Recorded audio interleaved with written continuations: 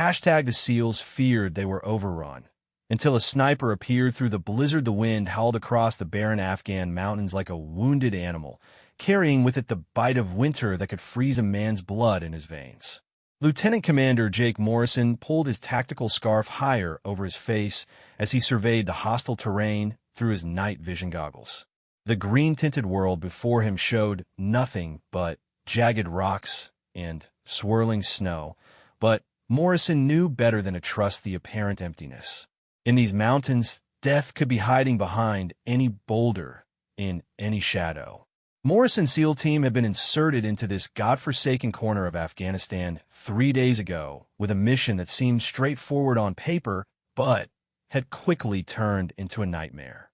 Intelligence reports indicated that a high-value target, a Taliban commander named Khalil Ahmadi, was using an old Soviet outpost as a staging area for attacks against coalition forces.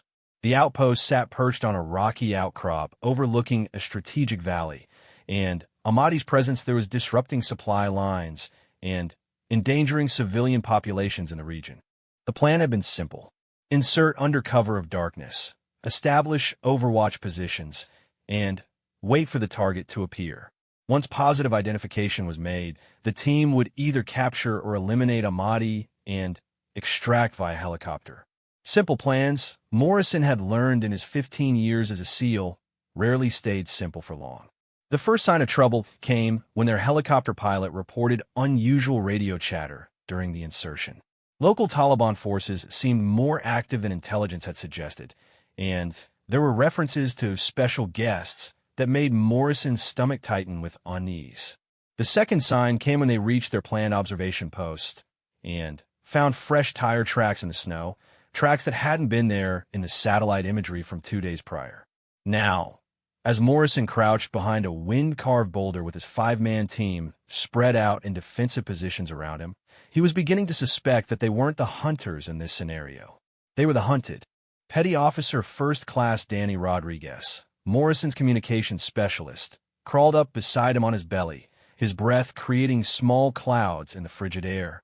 Rodriguez was a compact man from East Los Angeles who could make a radio sing in 3 languages and had once talked his way out of a Taliban checkpoint by convincing the guards he was a lost journalist. His dark eyes were troubled as he whispered to Morrison, "Sir, I'm picking up increased radio traffic on the Taliban frequencies. They're using codes I haven't heard before, but the pattern suggests they're coordinating movement around our position." Morrison nodded grimly. He'd been expecting this news, but had hoped he was wrong. The mission had felt wrong from the beginning, but sometimes you had to trust the intelligence and hope for the best. In this case, their trust might have been misplaced. "How many groups do you estimate?" Morrison asked, his voice barely audible above the wind. "At least 3, maybe 4 separate units. They're staying off the main channels mostly, using short bursts on different frequencies. Professional stuff, sir. This isn't some ragtag militia." Chief Petty Officer Marcus Thompson, Morrison's second-in-command, and a veteran of more covert operations than he cared to remember, had been monitoring their 6 o'clock position. Thompson was a mountain of a man from rural Montana who could move through rough terrain like a ghost despite his size. He'd earned his stripes in Iraq and had the scars to prove it. He low-crawled over to Morrison's position, his weathered face grim under his tactical gear. "Boss, we've got movement on the southern ridge. I count at least 8 hostiles, maybe more. They're trying to stay hidden, but they're moving with purpose. This has the feel of an encirclement." Morrison felt the familiar weight of command settle on his shoulders like a lead blanket. 5 good men were depending on his decisions, and the situation was deteriorating rapidly. The mission parameters had called for observation and surgical strikes, not a sustained firefight against superior numbers in hostile terrain. But parameters had a way of meaning nothing when bullets started flying. He activated his throat mic and switched to the team frequency. "All call signs, this is actual. Report status and prepare for possible contact." The responses came back quickly and professionally, each man reporting his position and readiness. Petty Officer Second Class Alex Chun, their demolitions expert, and a former college engineering student from San Francisco, was positioned on the eastern flank with a clear field of fire down the approach route. Hospital Corpsman Second Class Luis Vasquez, their medic and a former paramedic from Miami, was in the center position with good cover and easy access to all team members. Petty Officer Second Class Mike Sullivan, their designated marksman from small town in Ohio, had found a good hide site on the northern approach with excellent visibility. Each man was exactly where he needed to be, but Morrison couldn't shake the feeling that they were pieces on a chessboard, and someone else was moving the other pieces into position around them. Rodriguez, try to reach base. We need to report our situation and request immediate extraction. Rodriguez bent over his radio, his gloved fingers working the controls with practiced efficiency. After several minutes of trying different frequencies and power settings, he looked up with frustration written across his face. No joy, sir. Something's jamming our communications. I can receive traffic, but nothing's getting out. We're cut off. The news hit Morrison like a physical blow. Without communications, they couldn't call for support, couldn't request extraction, and couldn't warn their commanders that the intelligence had been compromised. They were truly on their own in some of the most hostile terrain on Earth, facing an unknown number of enemies who seemed to know exactly where they were. Thompson had been studying the terrain through his binoculars, mentally cataloging defensive positions and escape routes. His voice was calm and steady as he addressed Morrison. Sir, if they're planning to box us in, they'll need to control the high ground to the north and east. Right now, we still have a corridor to the northwest, but that won't last long if they have the numbers I think they do. Morrison considered their options. They could try to break out immediately, using surprise and superior training to punch through whatever forces were moving to surround them. The risk was that they might run straight into a larger force and find themselves in an even worse position. They could dig in and wait for rescue, but without communications, no one would know they needed help until they failed to make their scheduled check-in, which wasn't for another 18 hours. By then, it would likely be too late.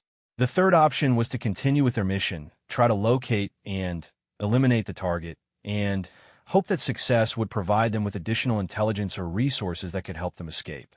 It was the most dangerous option, but it was also the only one that might accomplish their objective.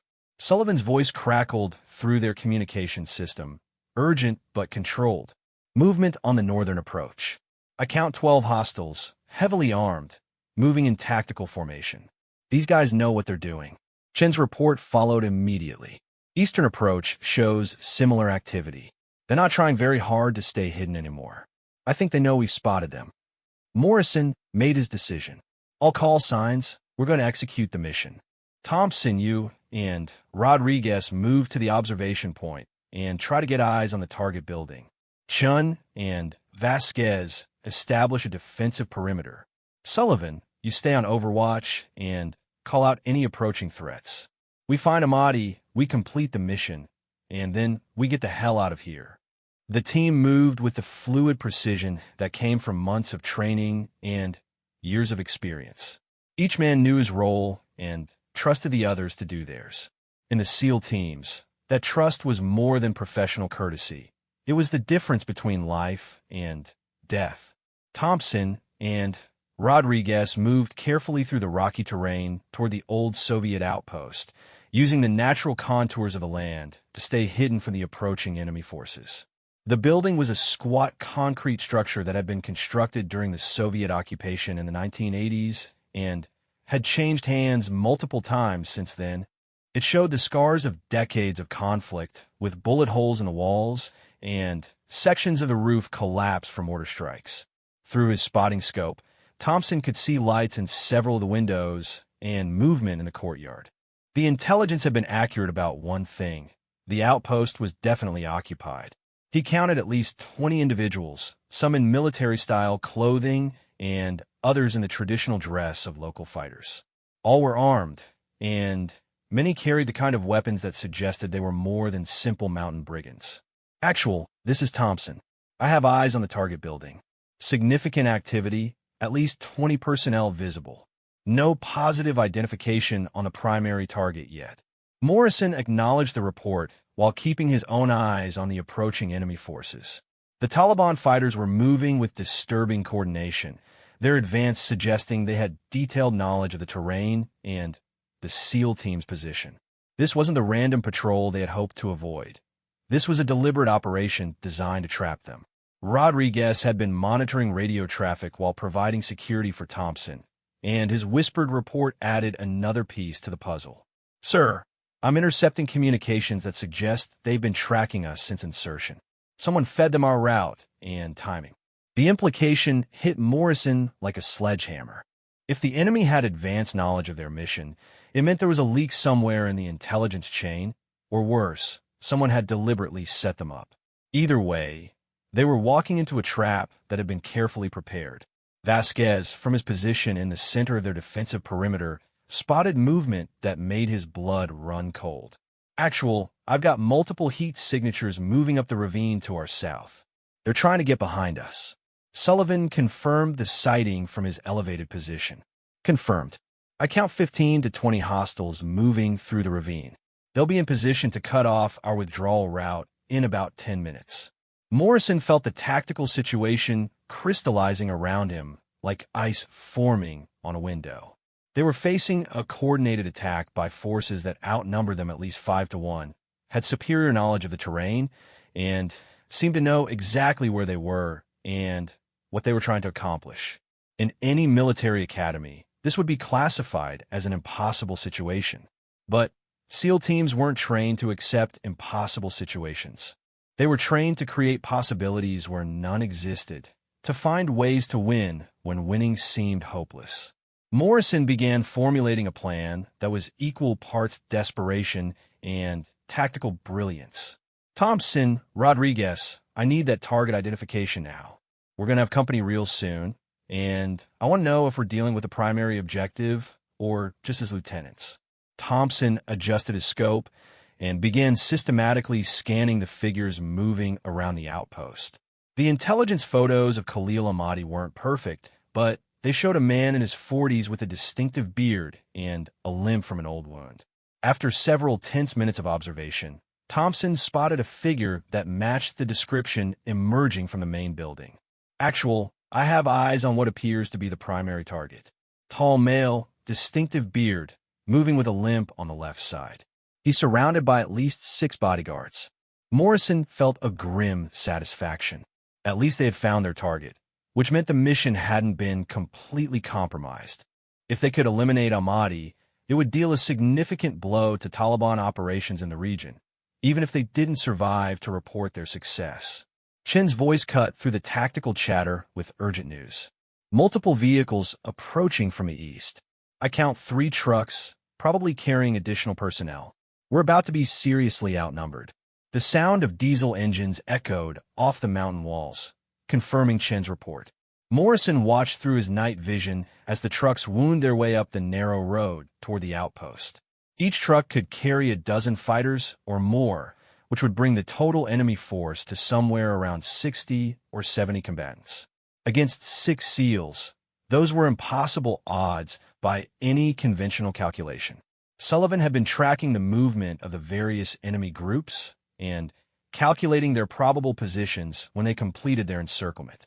His report was delivered in the calm, professional tone that marked him as a veteran warrior, but Morrison could hear the underlying tension. "Sir, based on current movement patterns, we have about 5 minutes before they complete their encirclement. After that, any movement on our part is going to draw fire from multiple directions." Morrison made the hardest decision of his military career. Instead of ordering a withdrawal or calling for defensive positions, he chose to attack. Sometimes, the only way out of a trap was to charge straight through it. "All call signs, we're going offensive. Thompson, you and Rodriguez are going to take out the target. Chun, I want you to disable those trucks before they can unload their passengers. Sullivan, Vasquez, you're with me.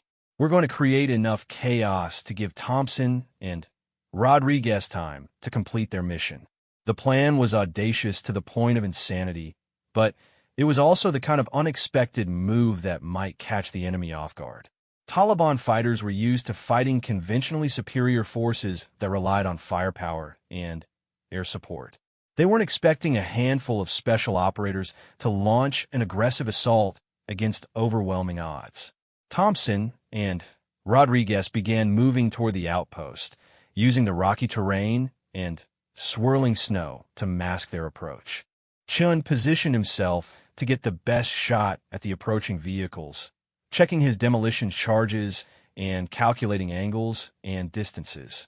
Sullivan found a new position that would give him overwatch of the entire operation, while Vasquez moved to provide medical support wherever it might be needed. Morrison checked his weapon one final time and began moving toward the enemy positions to the south. In a few minutes, this quiet mountain valley was going to become a battlefield, and the outcome would determine whether 6 American warriors would return home or become another casualty statistic in a war that seemed to have no end. The wind continued to howl through the mountains, carrying with it the promise of violence and the faint hope that skill and determination might triumph over impossible odds. In the distance, Morrison could see the lights of the outpost growing brighter as more personnel moved into position. Whatever happened next, it was going to be a fight that would test every skill these men had learned and every bond of brotherhood they had forged. The mission was no longer about intelligence gathering or surgical strikes. It had become about survival, about proving that American Special Operations Forces could overcome any challenge, and about ensuring that the sacrifice of good men would not be in vain. Morrison whispered a quick prayer to whatever gods watched over warriors, chambered a round in his rifle, and prepared to lead his men into battle against overwhelming odds. The blizzard was beginning in earnest now, with heavy snow starting to fall and visibility dropping rapidly. In a strange way, Morrison thought the weather might be their salvation. If they could use the storm to mask their movements and create confusion among the enemy forces, they might actually have a chance of pulling off the impossible. Time was running out, and the moment of truth was rapidly approaching. In a few minutes, the mountains of Afghanistan would witness either one of the most spectacular special operations successes in military history or one of its most heroic failures. Either way, Morrison was determined that his men would acquit themselves with honor and give their enemies a fight they would never forget. The first shots rang out like thunder in the mountain silence, shattering the tense calm that had settled over the valley. Chin's explosive charges detonated against the lead truck with devastating effect, sending twisted metal and burning fuel cascading down the narrow mountain road. The vehicle flipped end over end before crashing into a rocky outcrop, its cargo of Taliban fighters either dead or scattered across the mountainside like broken dolls. Morrison moved through the swirling snow with the fluid grace of a predator, his rifle speaking in controlled bursts as he engaged the enemy fighters attempting to flank their position from the south. The SEAL team's night vision equipment gave them a crucial advantage in the deteriorating weather conditions, allowing them to see targets that were nearly invisible to the naked eye. Each shot was carefully aimed and precisely delivered, testament to thousands of hours of training and years of combat experience. Sullivan had found an almost perfect sniper's nest among a cluster of boulders on the northern ridge, his precision rifle reaching out to touch enemy fighters at ranges that defied belief. Through his high-powered scope, he could see the chaos and confusion spreading through the Taliban ranks as their carefully planned ambush turned into a desperate battle for survival. His first shot dropped a fighter who was attempting to coordinate the encirclement from a position near the outpost, sending the man tumbling into the snow with a neat hole through his chest. Thompson and Rodriguez were making steady progress toward their objective, using the noise and confusion of the battle to mask their approach. The old Soviet outpost loomed before them through the snow, its concrete walls scarred by decades of warfare, and its windows glowing with the warm light of oil lamps and generators. They could hear shouting from inside the building as the occupants realized they were under attack and began organizing their defenses. Rodriguez had been monitoring enemy communications throughout their approach, providing Thompson with real-time intelligence about the movements and intentions of the fighters inside the outpost. The radio chatter was becoming increasingly frantic as the Taliban commanders tried to understand what was happening and coordinate an effective response. Multiple units reporting contact with American Special Forces, Rodriguez whispered as they took cover behind a low stone wall about 50 meters from the main building. They're calling for reinforcements from a main camp, but it sounds like the weather is grounding their helicopters. Thompson nodded grimly. The blizzard that was making their own movement more difficult was also preventing the enemy from bringing in air support or rapid reinforcements. It was a double-edged sword that might work in their favor if they could complete their mission quickly enough. Chen's second explosive charge found its target as the remaining trucks attempted to reverse course and find cover from his devastating attacks. The explosion lit up the night sky like a miniature sun, casting dancing shadows across the mountainside and creating a column of smoke that was quickly dispersed by the howling wind. The third truck managed to reach partial cover behind a rocky outcrop, but not before several of its passengers had been scattered across the landscape by Chen's expertly placed charges. Vasquez was moving through the battle zone like a guardian angel, providing medical support to his teammates while maintaining his own defensive positions.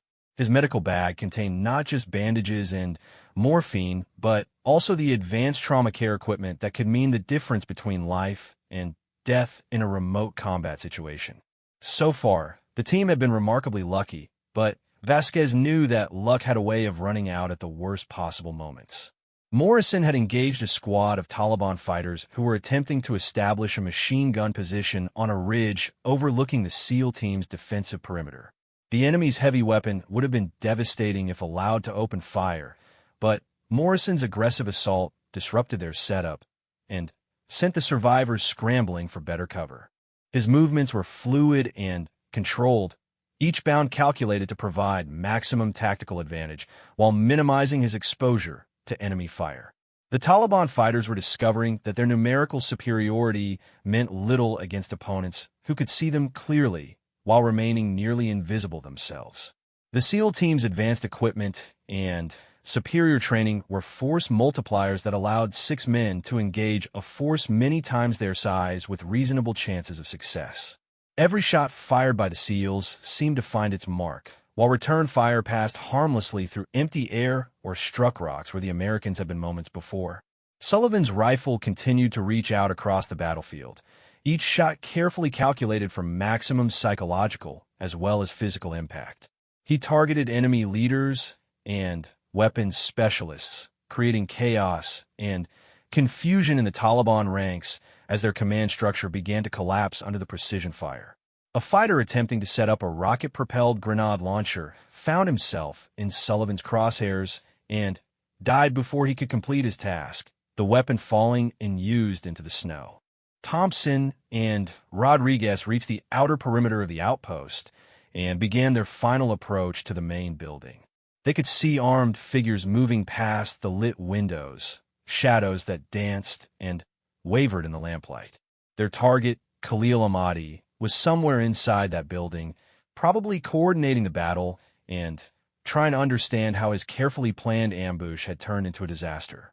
Rodriguez placed a small explosive charge against the side door, while Thompson covered the approach routes. The charge was designed to create a breach without bringing down the entire wall, allowing them to enter the building quickly and with surprise on their side.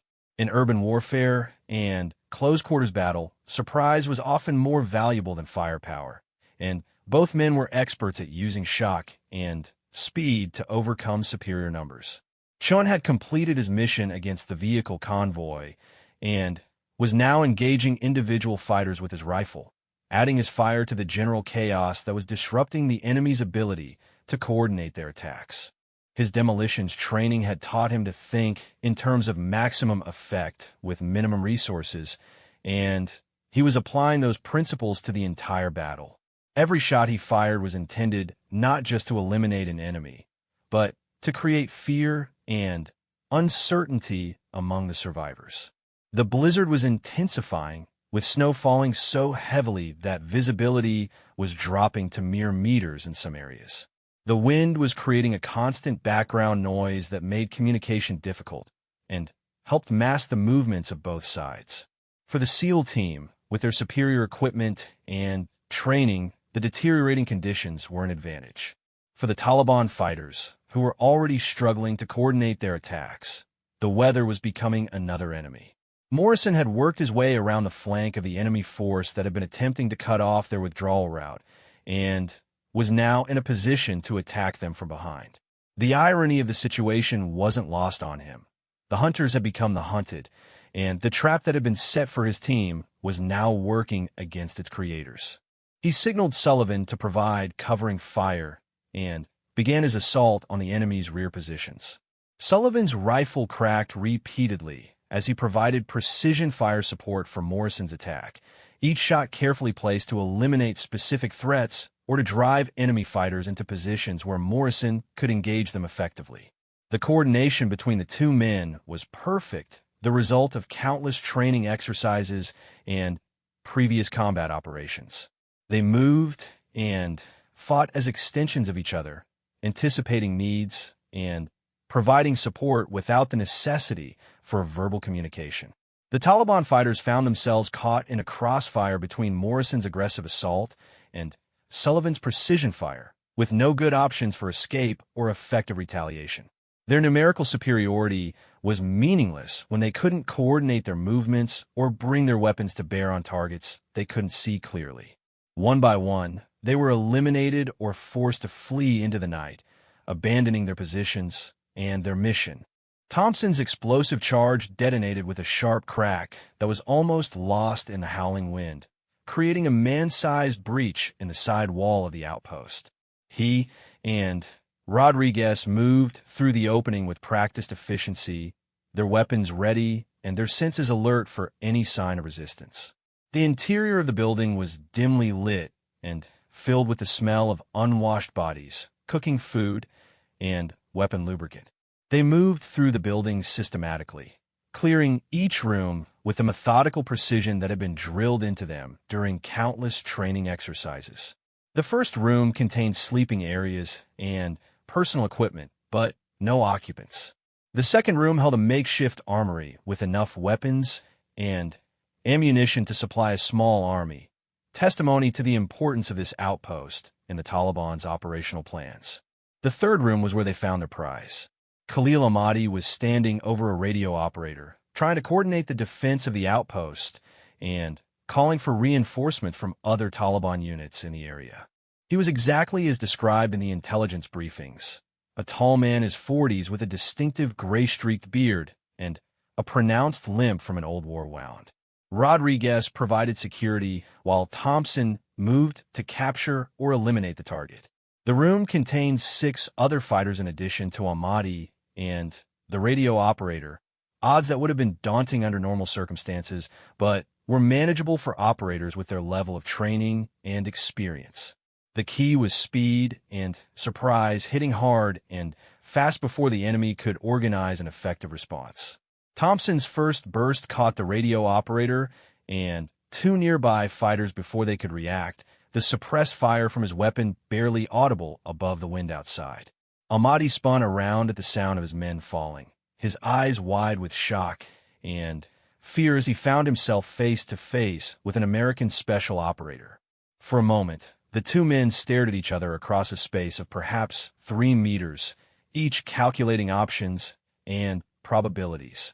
Rodriguez had eliminated the remaining fighters in the room with precise shots that left no doubt about the outcome. The entire engagement had lasted less than 10 seconds, but in that brief time, the command structure of a major Taliban operation had been decapitated. Ahmadi reached for a pistol at his belt, but stopped when Thompson's rifle centered on his chest. "Don't," Thompson said quietly, his voice calm and professional despite the adrenaline coursing through his system. "You're coming with us." Ahmadi's hand froze on his weapon as he considered his options. He was a veteran fighter who had survived decades of warfare in some of the most hostile terrain on Earth, but he was also a realist who understood when a situation was hopeless. The American operators had moved through his defenses like ghosts, eliminating his men with surgical precision and leaving him with no viable escape routes. Outside, the battle was beginning to wind down as the remaining Taliban fighters either fled into the night or were eliminated by the SEAL team's relentless assault. Morrison had cleared the southern approach and was now moving to support Chun and Vasquez in mopping up the scattered resistance. Sullivan continued to provide overwatch, his scope sweeping the surrounding terrain for any signs of additional enemy movement. The radio in Ahmadi's command post crackled with increasingly desperate calls for support from Taliban units throughout the region. But the responses were uniformly negative. The blizzard had grounded aircraft and made ground movement nearly impossible. The outpost was on its own, and that isolation was working in favor of the American forces. Thompson zip-tied Ahmadi's hands behind his back and began searching him for weapons and intelligence materials. The Taliban commander carried a satellite phone, several maps marked with positions and routes, and a notebook filled with what appeared to be operational plans written in Dari. All of it would be valuable intelligence that could help coalition forces disrupt future Taliban operations in the region. Rodriguez had been monitoring both enemy communications and attempting to re-establish contact with their base. The jamming that had cut off their communications at the beginning of the operation seemed to be localized around the outpost, probably coming from equipment in the building they had just captured. With that equipment now in their hands, he might be able to restore their communications link. Thompson, I think I can get our communications back online. The jamming equipment is in the next room, and it looks like standard Russian gear from the 80s. Give me 5 minutes, and I should have us back in contact with base. Thompson nodded and continued his search of the captured command post. In addition to the operational intelligence carried by Ahmadi, the room contained maps, documents, and electronic equipment that would provide a treasure trove of information about Taliban activities in the region. If they could extract successfully with this material, it would be an intelligence coup that would justify the risks they had taken. Morrison's voice crackled through their communication system as Rodriguez worked to clear the jamming signal. Thompson, Rodriguez, what's your status? We got the area secure, but I don't want to stay here any longer than necessary. Target is secured, Thompson replied. Rodriguez is working on restoring communications with base. We've also recovered significant intelligence materials that need to be extracted. Copy that.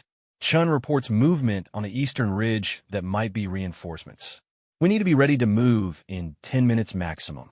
Thompson acknowledged the transmission and began preparing Ahmadi for movement. The Taliban commander was clearly a valuable prisoner who could provide extensive intelligence about enemy operations, but he was also a burden that would slow their movement and make their extraction more difficult. In the harsh calculus of special operations, they might have to make some difficult choices about what they could realistically accomplish. Rodriguez succeeded in disabling the jamming equipment and immediately began attempting to contact their base. The atmospheric conditions created by the blizzard were interfering with radio propagation, but after several minutes of adjustment and frequency changes, he managed to establish contact with their operational headquarters. Base, this is SEAL Team 6. We have completed the primary mission and require immediate extraction. Weather is deteriorating rapidly, and we have enemy reinforcements moving toward our position. The response was immediate and professional, but contained news that chilled both men to the bone. SEAL Team 6, understand mission complete. Be advised that weather conditions have grounded all aircraft in your area. Earliest possible extraction is 12 hours, possibly longer depending on storm development. 12 hours.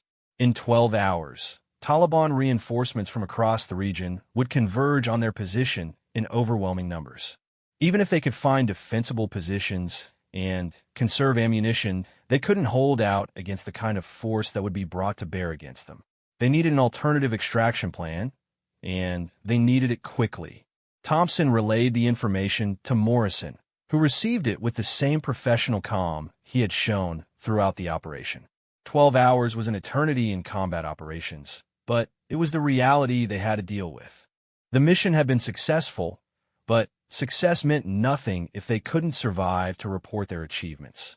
All call signs, we've got 12 hours minimum before extraction is possible, Morrison transmitted. We need to find a defensible position and prepare for a long night. Chun, what's the status on those reinforcements? I count approximately 20 fighters moving up the eastern approach. They're still about an hour out, but they're moving with purpose. Based on radio intercepts, there are additional units moving toward our position from multiple directions. Sullivan added his own observations from his elevated position. I can see lights from several vehicles approaching from the north. Distance is hard to judge in this weather, but I estimate they'll be here in 2 to 3 hours. We're looking at being outnumbered by at least 10 to 1, possibly more. Morrison considered their tactical situation with a methodical analysis that had made him one of the most successful special operations commanders in the military. They had accomplished their primary mission and gathered valuable intelligence, but they were now trapped in hostile territory with limited ammunition and no prospect of immediate rescue. In military terms, their situation was desperate, but desperate situations were where SEAL teams excelled, where training and brotherhood could overcome impossible odds. Morrison had led men through similar situations before, and he had never lost a team member to enemy action. He didn't intend to start now, regardless of the odds they faced. The blizzard continued to intensify around them, transforming the Afghan mountains into an alien landscape of snow and ice.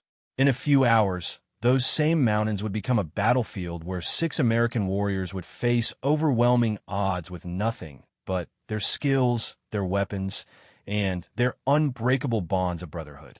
The night was going to be long and bloody, but Morrison was confident that when morning came, his men would still be standing. The old Soviet bunker that Sean discovered beneath the outpost proved to be their salvation, at least temporarily. Hidden behind a camouflage steel door that had been concealed by debris and years of neglect, the underground facility offered protection from both the elements and enemy fire. Built during the Soviet occupation to withstand direct artillery strikes, the bunker's reinforced concrete walls and strategic location made it an ideal defensive position. Morrison led his team through the narrow entrance, their prisoner Khalil Ahmadi stumbling ahead of them in the darkness. The bunker consisted of several interconnected chambers that had once served as a command post and supply depot for Soviet forces operating in the region. Decades of abandonment had left the facility partially flooded and filled with the detritus of multiple occupying forces, but the basic structure remained sound. Sullivan immediately moved to establish firing positions at the 2 entrance points, while Chin began rigging improvised explosive devices using materials salvaged from the outpost above. If the Taliban forces managed to breach their defenses, they would find the bunker turned into a death trap that would extract a heavy price for any assault. Rodriguez worked feverishly to establish communications with their base, using the bunker's elevation and the building's antenna system to boost his signal strength. The storm was interfering with radio propagation, but he managed to maintain intermittent contact with their operational headquarters. Each brief transmission provided updates on the approaching enemy forces and growing concerns about their ability to hold out until extraction was possible. Thompson had taken charge of their prisoner and the intelligence materials they had captured, organizing the documents and electronic equipment in a way that would allow them to destroy everything quickly if the situation became hopeless. Khalil Ahmadi sat in sullen silence, his eyes constantly moving as he evaluated the Americans' defensive preparations and probably calculated his chances of escape. Vasquez established a medical station in the most protected area of the bunker, organizing his supplies and equipment for what promised to be a long and difficult night. His medical training had taught him to prepare for the worst-case scenario, and in their current situation, the worst case involved treating multiple casualties while under fire from overwhelming enemy forces. The first probing attack came just as the blizzard reached its full intensity, with Taliban fighters attempting to approach the bunker entrance under cover of the swirling snow. Sullivan's precision rifle spoke from the darkness, each shot carefully aimed to eliminate threats while conserving ammunition. The attackers quickly realized that their position was well defended and withdrew to plan a more coordinated assault. Morrison used the brief respite to redistribute ammunition and assign sectors of fire for each team member. They had enough supplies to sustain a defensive action for several hours, but not enough for a prolonged siege against determined attackers. Every shot would have to count, every defensive position would have to be utilized to maximum effect. Chen's improvised explosive devices were positioned to channel attacking forces into carefully prepared kill zones, where the SEAL team's superior marksmanship could be most effective. His engineering background had taught him to think in terms of force multiplication and tactical advantage, turning the bunker's limited defensive positions into a complex web of interlocking fire and explosive surprises. Rodriguez managed to establish contact with a reconnaissance drone that was operating in the area despite the weather conditions. The drone's thermal imaging sensors provided the team with real-time intelligence about enemy movements and dispositions, allowing them to prepare for attacks before they developed. The information was invaluable, but it also confirmed Morrison's worst fears about the size of the force arrayed against them. "Sir, I count at least 60 fighters moving into position around our location," Rodriguez reported quietly. "They're setting up mortars about 800 meters to the north, and I can see heavy machine gun positions being established on multiple approaches. This is going to be a coordinated assault with indirect fire support." Morrison absorbed this information with the calm professionalism that had carried him through 15 years of special operations. 60 fighters was 3 times the number they had faced during their initial assault, and the addition of mortars and heavy weapons changed the tactical equation significantly. They were no longer dealing with a hasty counterattack by surprise defenders, but with a deliberate siege by forces that had time to organize and plan. Sullivan had identified the most dangerous enemy positions through his rifle scope and was calculating ranges and wind corrections for precision shots that might disrupt the Taliban's attack preparations. His sniper training had taught him that eliminating key personnel and equipment could have effects far beyond the immediate casualties inflicted. One well-placed shot could delay an attack or create confusion that would give the defenders crucial additional time. Thompson was interrogating their prisoner, using a combination of psychological pressure and tactical intelligence to extract information about enemy plans and capabilities. Ahmadi was proving to be a professional who understood the stakes involved, but he was also a pragmatist who could see that his rescue was becoming increasingly unlikely. The information he provided was limited but valuable, giving the team insights into the enemy's probable courses of action. The second attack came at dawn, just as the blizzard was beginning to subside and visibility was improving. Taliban forces launched a coordinated assault from 3 directions simultaneously, using mortar fire to suppress the bunker's defensive positions while assault teams moved in under cover of the explosions. Chen's improvised explosive devices channeled the attackers into predetermined kill zones, but the volume of enemy fire was beginning to tell. Morrison moved between defensive positions like a ghost, encouraging his men and coordinating their fire to maximum effect. Each shot fired by the SEAL team seemed to find its mark, but the enemy force was large enough to absorb casualties and continue pressing their attack. The bunker's concrete walls were beginning to show damage from repeated impacts, and several of the firing positions were becoming untenable under the increasing pressure. Sullivan's precision rifle continued to reach out across the battlefield, targeting enemy leaders and weapons specialists with devastating effect. A Taliban commander attempting to coordinate the assault from a position near the mortars found himself in Sullivan's crosshairs and died instantly, creating confusion and hesitation among his subordinates. A machine gun team that had been providing effective suppressive fire was eliminated with 2 quick shots, temporarily reducing the pressure on the bunker's defenders. Chen detonated his improvised explosive devices in sequence as the attacking forces reached predetermined positions, creating chaos and casualties among the assault teams. The explosions were perfectly timed to catch the maximum number of fighters in the kill zones, but they also marked the exhaustion of his prepared defenses. From this point forward, they would be relying entirely on small arms fire and tactical skill. Rodriguez maintained his communications watch while also manning a defensive position, providing the team with updates on enemy movements and maintaining contact with their base. The news from headquarters was not encouraging.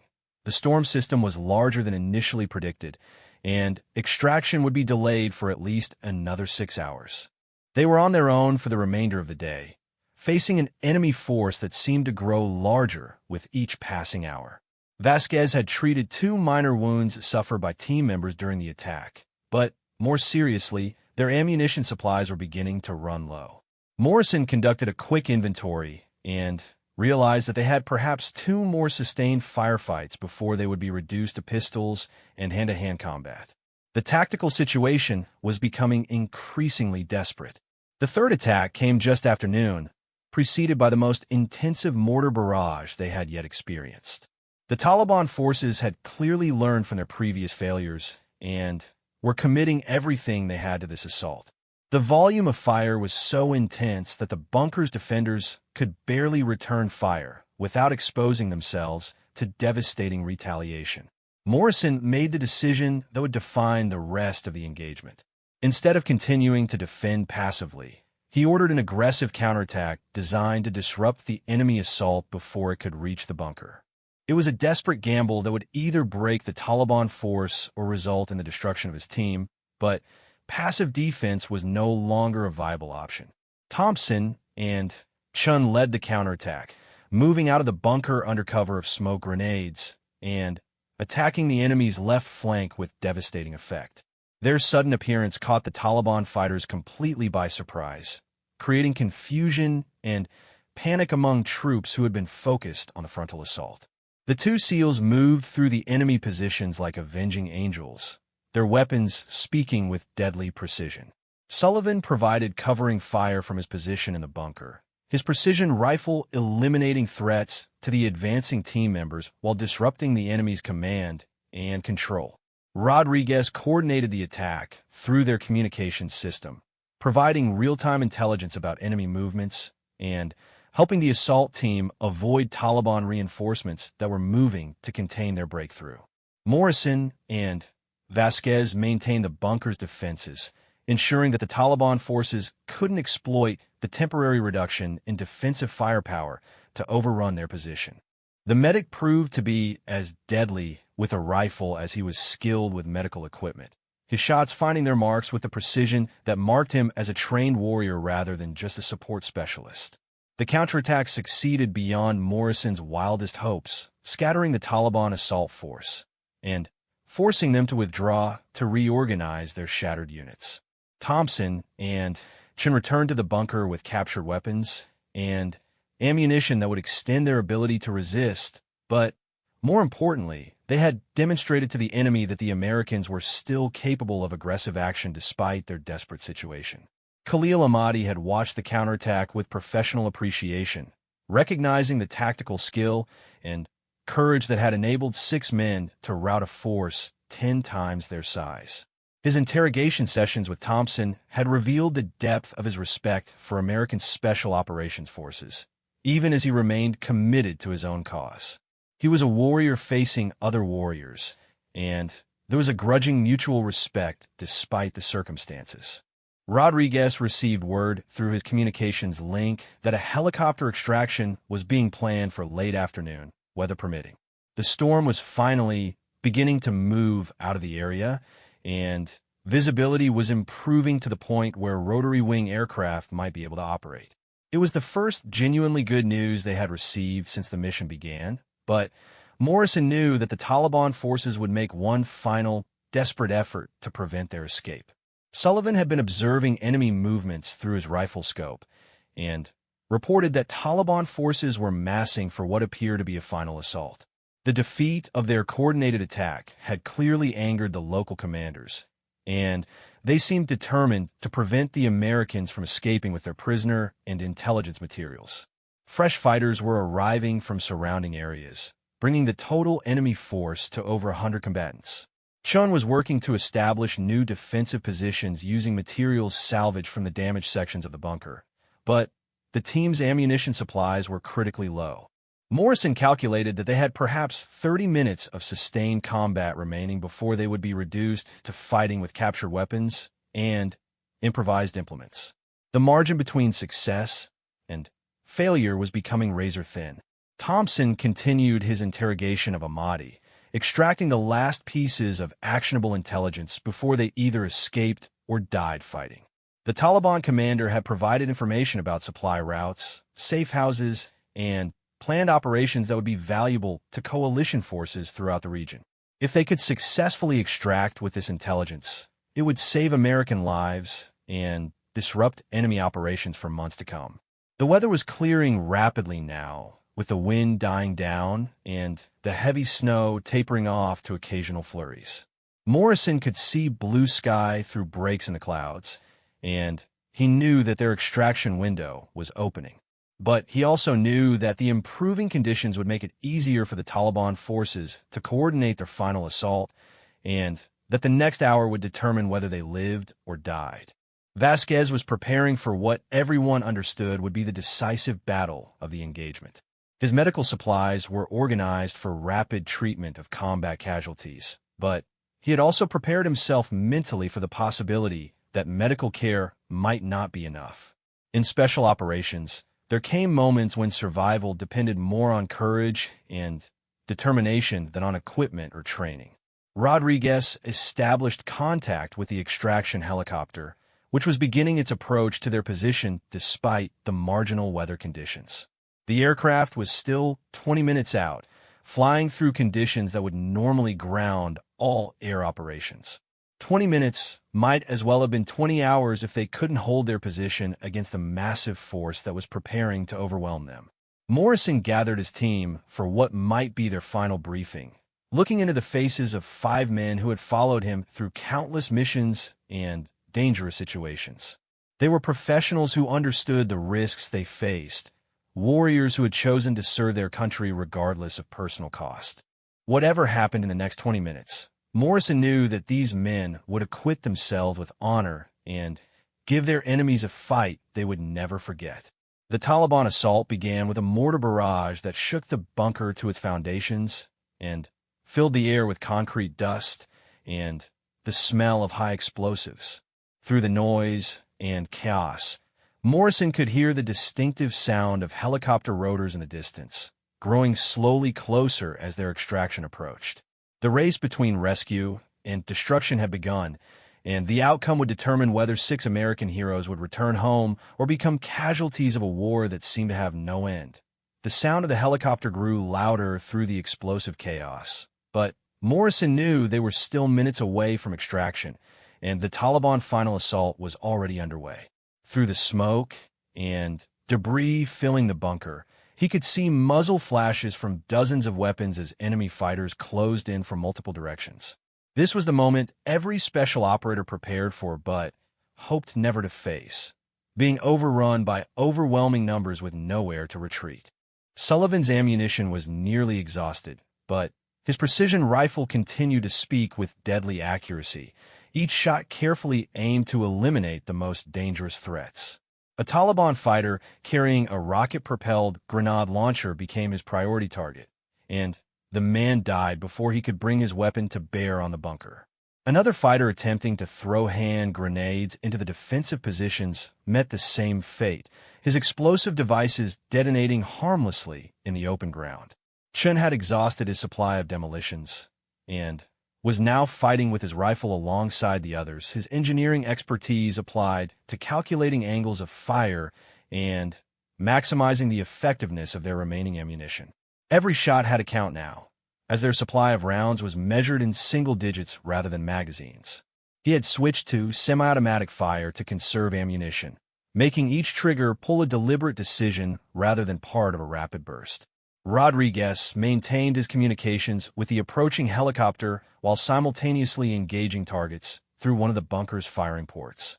The extraction aircraft was encountering ground fire as it approached, forcing the pilot to take evasive action that was delaying their arrival by precious minutes. Each second of delay meant more Taliban fighters reaching assault positions and higher casualties among the defensive team. Thompson kept their prisoners secured while contributing his own fire to the defense, but Khalil Ahmadi was becoming increasingly agitated as he realized the Americans might actually escape with him as their captive. The Taliban commander began shouting in Dari to his forces outside, providing tactical advice and encouraging them to press their attack regardless of casualties. Thompson was forced to silence him with a precise blow that rendered him unconscious but uninjured. Vasquez had abandoned his medical station and taken up a rifle to join the defense, his training as both a combat medic and a SEAL operator making him as deadly with a weapon as he was skilled with medical equipment.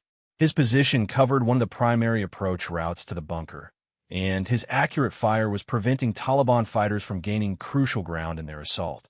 Every round he fired was aimed with the precision that came from understanding exactly how much damage a well-placed shot could inflict. Morrison moved between positions like a battlefield ghost, coordinating fire and providing leadership even as the situation became increasingly desperate. His rifle was down to its last magazine, and he could see that his men were in similar situations. The mathematics of combat were working against them. Too many enemies, too little ammunition, and too much distance between their current position and safety. The helicopter's rotor noise was becoming clearly audible now, but Morrison could also hear the distinctive whistle of incoming mortar rounds that would bracket their position in seconds.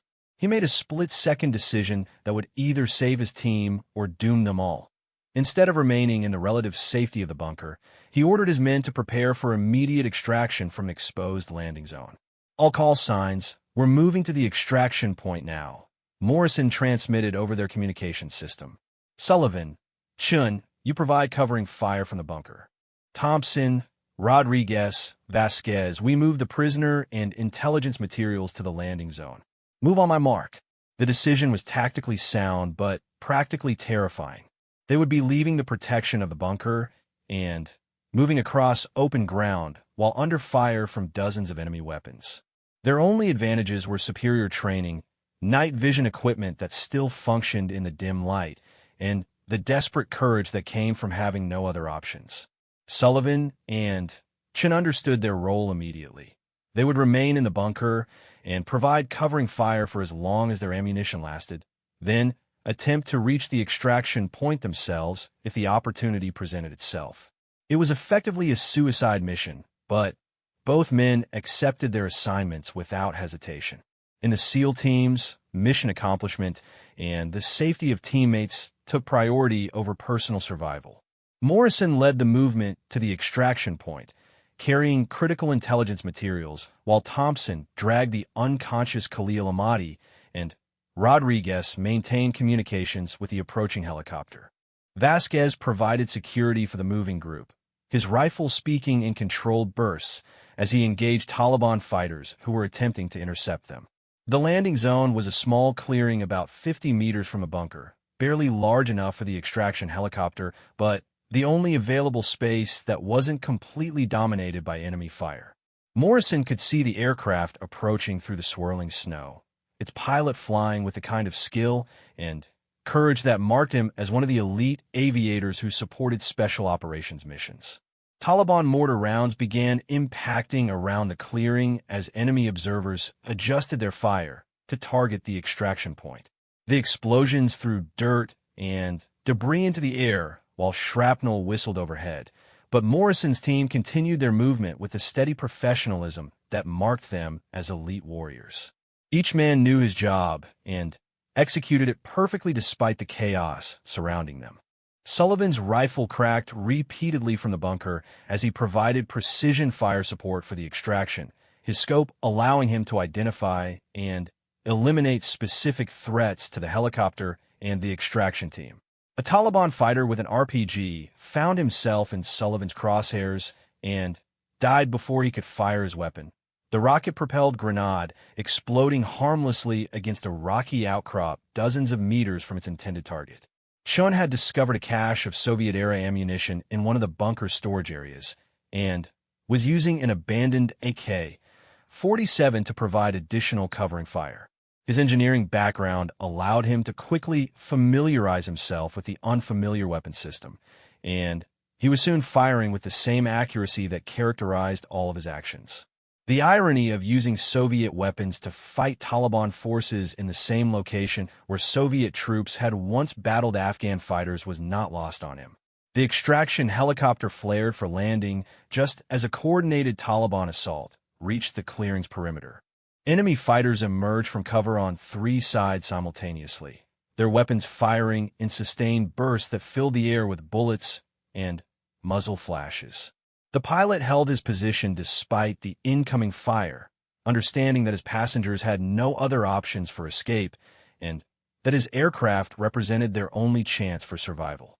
Morrison's team reached the helicopter just as the first Taliban fighters broke into the clearing, forcing Thompson to turn and engage them with his sidearm while still dragging their prisoner toward the aircraft.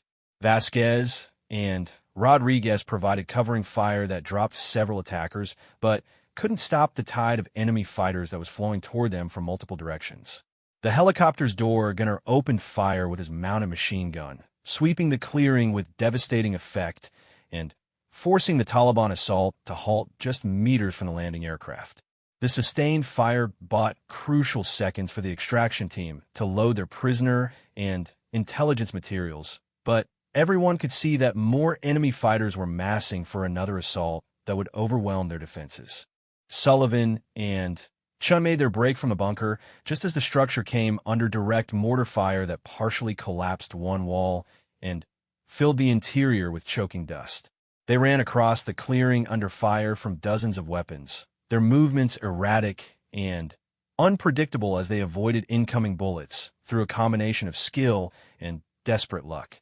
Chun stumbled and fell halfway to the helicopter, but Sullivan pulled him upright, and they continued their desperate sprint to safety.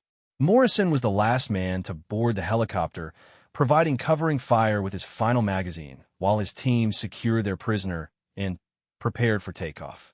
Taliban fighters were now within 20 meters of the aircraft, their weapons firing continuously as they tried to prevent the Americans from escaping with their captured commander and intelligence materials.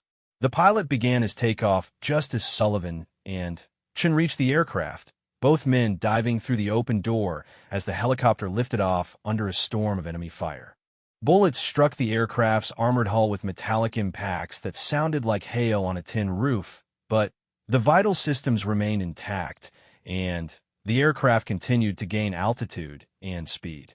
Through the helicopter's windows, the SEAL team could see Taliban fighters continuing to fire from the clearing below, their muzzle flashes creating a constellation of tiny stars against the snow-covered ground.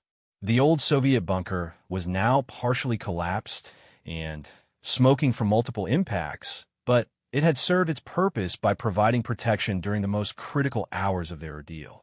Rodriguez established communications with their operational base and began providing a preliminary mission report while the helicopter raced toward friendly territory at maximum speed.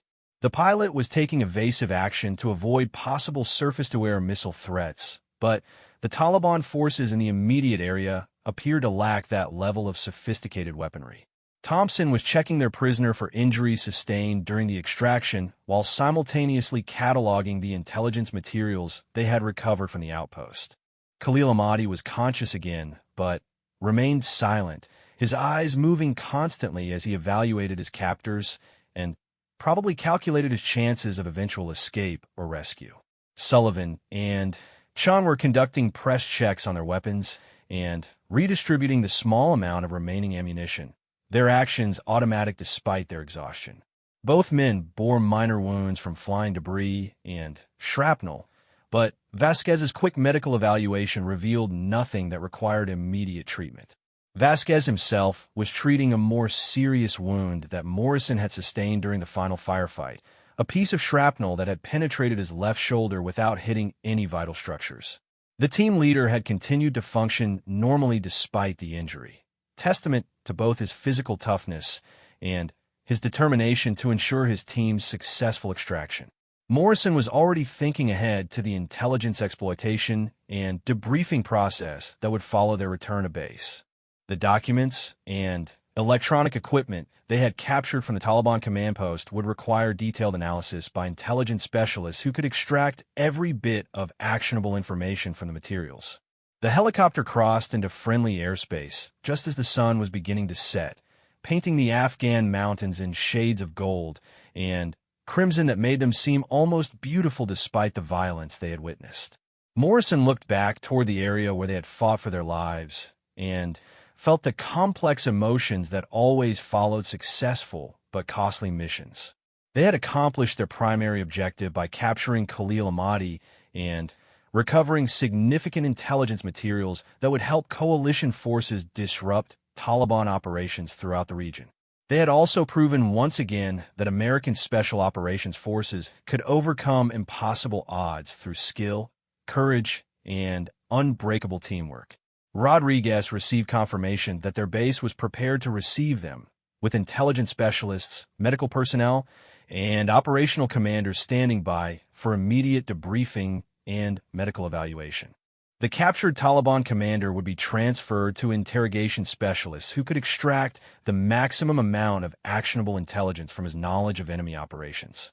Thompson was organizing the capture documents and electronic equipment for transfer to intelligence analysts who would spend weeks extracting every detail that might be useful for future operations.